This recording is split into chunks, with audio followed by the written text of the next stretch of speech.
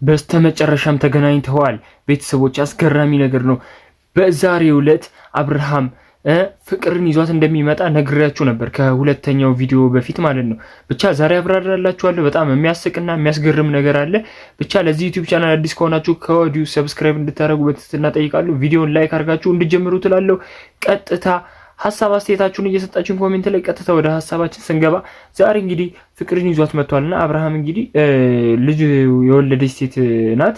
እሷ ሴት ልጅ አላት፣ እሱ ደግሞ ወንድ ልጅ አለን፣ አንድ ላይ እናሳድጋለን የሚል አንዳንድ የማይሆን ላፊ ወሬዎችን እያወራ ነበርና እሱም ግልጽ አድርጌ ላብራራላችሁ።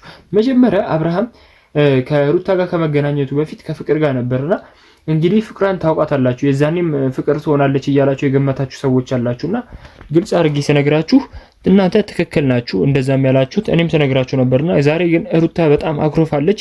ነገ ጠዋት ቪዲዮውን እለቅላችኋለሁ ምን እንደተፈጠረ። ብቻ ግን አብርሃም በጣም ባለጌና ባለጌ ሰው ነው። ሁለቱ ሴት ላይ እንደዚህ ቀልደ ተጫውተህባቸው ዛሬ ላይ ሩታና ሄርሜላን ጠርተህ ደግሞ እውነቱን እንዲነግራቸው እንትን ማድረግ በጣም የሚያስጠላ ነገር ነውና እኔ ሩታና ሄርሜላ በጣም ነው የሚያሳዝኑኝ። እውነት ለመናገር እንደዚህ ሲጣሉ እኛ የነሱ ደጋፊ ነን፣ አንዴ ሩታ አንዴ ሄርሜላ እያልን ስንት ሰው ህይወት ስናበጣብጥ ውለን አድረን ዛሬ ላይ እኛንም ላይ መቀለድ በጣም የሚያስጠላ ነገር ነውና አብርሃም እንግዲህ በዚህ ስራ ልትቆጭበትና ልታዝንበት ይገባል። ለምን ብትሉኝ ቤተሰቦች ያዝንበታል፣ በጣም ነው የሚቆጭበት። እኔ አዲሷ ፍቅረኛ ታዝናለች ምናምን፣ እሷ ጭራሽ አብዳለችና ጭራሽ ደግሞ ብሎ አብርሃም ደስተኛ ነን አሁን ላይ 15 ቀን ልንዝናና እንወጣለንና እሱን ለማሳወቅ ነው የጠራቸውና ቆይታ ያለሽ አሁን አብርሃም ትንሽ መረር ሲለው ጭንቅላቱ ሲነካ ደግሞ አንቺንም በጣም ነው የሚያሰቃይሽና እኔ ከሆዲው እንግዲህ ለአዲስ ለመጣችው ለፍቅር አዲስ አይደለችም። ከዚህ በፊት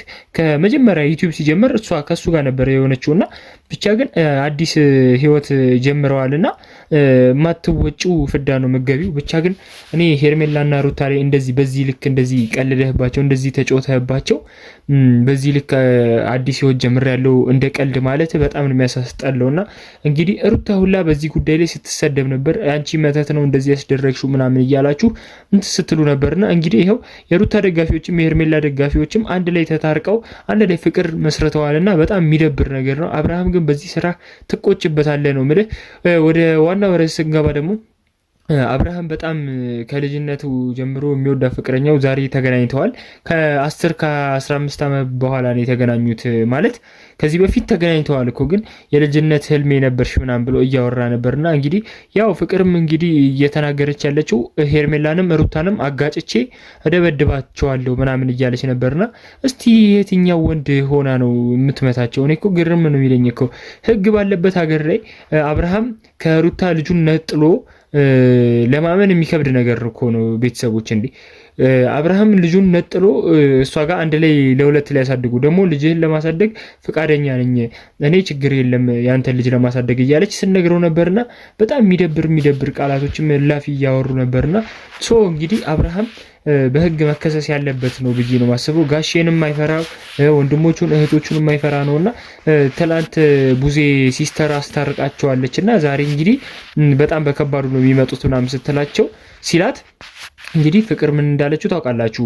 ቪዲዮን አይታችሁታል። እኔ እደበድባቸዋለሁ አጋጫቸዋለሁ ምናምን እያለች ስታወራ ነበርና በጣም የሚደብር ነገር ነው። አሁን ፍቅር እንደዚህ አሁን ላይ ያለሽበትን ደረጃ ምንም አይመስልሽም፣ ግን ጭራሽ ብላ ደግሞ አንድ ልጅ እንወልዳለን ሌላም ልጅ እንወልዳለን ምናምን እያለች ነበርና ይህ ህልምሽ ባዶ ነው የሚቀረው። ይኸውላችሁ የሄርሜላና የሩታ ህይወት በከንቱ አቀረም። እውነቴን ነው። ፈጣሪ ሁላ ዝም ብሎ አይተዋትም። ለምን የነሱ ህይወት ተበላሽቶ የአብርሃም ደስተኛ ህይወት የሚኖርበት ነገር ምንም የለም። ለምን ብትሉ እሱ የራሱን ህይወት ነው የሚያስቀድመው፣ የራሱን ፍላጎት ነው የሚያስቀድመው። ራሱ ወዳድ ነው። በጣም ነው የሚደብረው እንደዚህ አይነት ነገር በህይወት ውስጥ እሱ የራሱን ነገር እያስቀደመ የነሱ ነገር ግን አያሳስበውም። እነሱ ቤተሰብ አላቸው፣ ስንት ነገር አላቸው፣ ዘመድ አላቸው ብላ አታስብም እንኳን። በጣም የሚደብር ነገር ነው እያረክ ያለውና እንግዲህ ወደ ፍቅር ደግሞ ስንዞር በጣም ብዙ ነገሮችን እያለች ትገኛለች። እስቲ ቪዲዮን አይተን ደግሞ ሐሳብ አስተያየታችንን እንሰጣለን። ለማን ብለን ነው ምንጣፋው ላይ ያልሽው? ለሩታና ለሄርሜላ ብለሽ ትጠፊያታለሽ። ገና እኔ ሚዲያ ላይ ሁላ ማየት ነው የደበረኝ እነዚህ ሰዎች። እውነቴን ነው እንዴ ሩታና ሄርሜላን ዛሬ ቁርጣቸውን ነግረናቸው ነገ ደግሞ የራሳችንን ህይወት ለ15 ቀን እንወጣለን። ይሄ ነገር ግን ፕራንክም እየመሰለኝ ነው ግልጽ ለማድረግ እኔ ለማመን የሚከብዱ ነገሮችን ነው እያረጉ ያሉት። እውነቴን ነው እንዴ ሰው እኮ አንዳንዴ ለገብተን የምናያችሁ ለመዝናናት ብቻ አይደለም እኮ አይደለ እንዴ?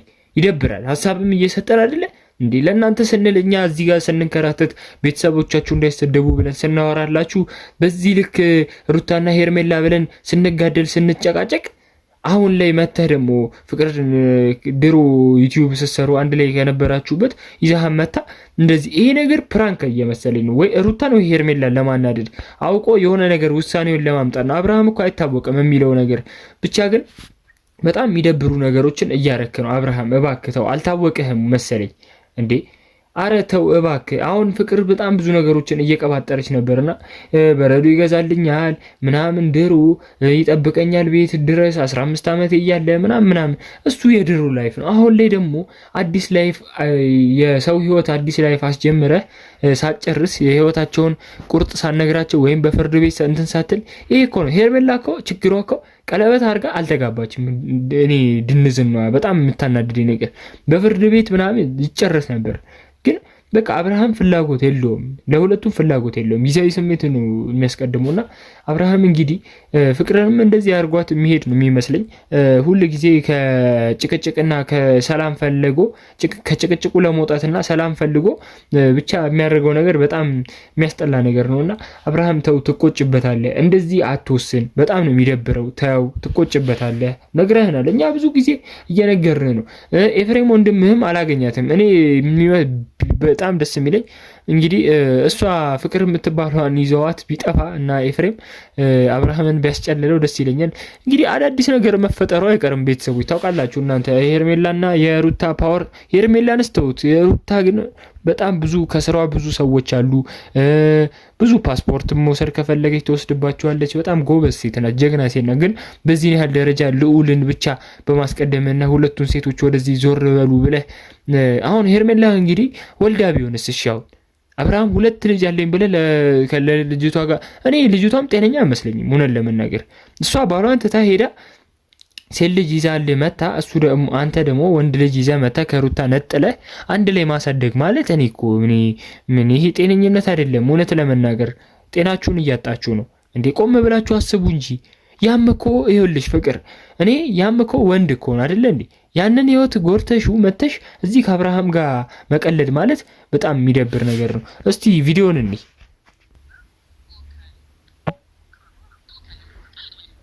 እሞክራለሁ አይደለም አሁን ነገ ልክሽን ነው የሚያሳዩሽ እውነት ለመናገር ማለት ነው። እንግዲህ አብርሃም በጣም ብዙ ነገር ስለ ቡዜም እያወራ ነበረ። ምንድነው ያለው? አገናኝታቸዋለች ከኛ ለማጣላት ምናምን ቡዜ በቃ እናንተ በጣም ብዙ ጊዜ ተሰዳድባችኋል። 1 ዓመት ሙሉ ስትጨቃጨቁ የነበራችሁ ሴቶች ናችሁና እባካችሁ አብርሃም የራሱን ህይወት ጀምሯል፣ ታረቁ፣ አትጣሉ ነው ያለችው። ቡዜ እንግዲህ የራሷን አስተያየት ነው የሰጠችው እንጂ ምንም አንተ ህይወት ላይ ምንም የሚፈጥረው ነገር ምናምን የለም። እና አብርሃም በጣም የሚደብር ነገር ነው እያረክ ያለው። ከወዲሁ ግን እንደዚህ አይነት ነገር ባታረግና እኛም ህይወታችንን ኖረን እነሱን ህይወት እሺ አሁን ከሶስቱ እሺ ማን ይመረጥ ብላችሁ ታስባላችሁ? እሺ የእናንተን ሀሳብ።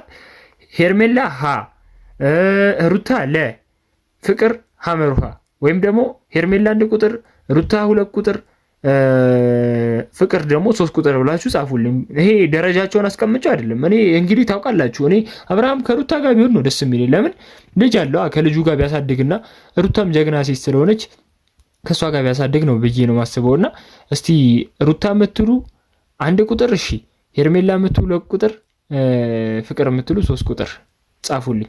ብቻ እናንተ የምትፈልጉትን የስማቸውን መጀመሪያና ቁጥሩን እያስቀመጣችሁ አስቀምጡልኝና ብቻ ግን እወዳችኋለሁ፣ አከብራችኋለሁ። የዛሬ ቪዲዮ ይሄን ይመስል ነበር። ሐሳብ አስተያየታችሁ ካላችሁ ኮሜንት ላይ ጻፉልኝ።